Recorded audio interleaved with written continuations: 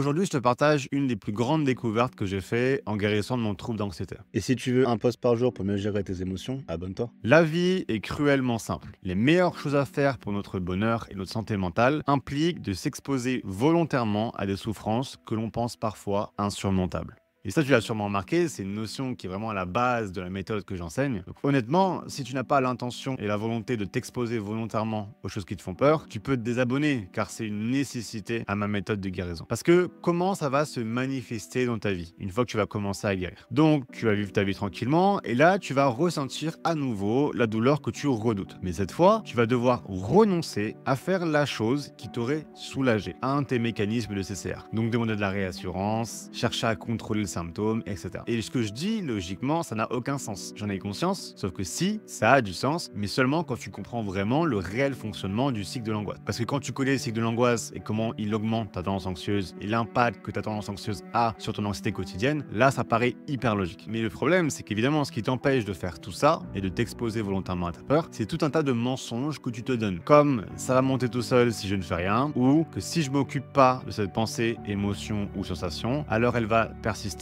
voire se réaliser. Même si c'est scientifiquement faux, tout simplement. Et il y en a parmi vous qui le savent que c'est faux, ton conscient l'a compris, mais ton inconscient ne l'a pas compris. C'est pour ça que tu es encore anxieuse. Et le conscient, il comprend les choses que par une façon, la pratique. C'est pour ça que tu as besoin de ce petit truc en plus, cette volonté de t'exposer volontairement à ta peur.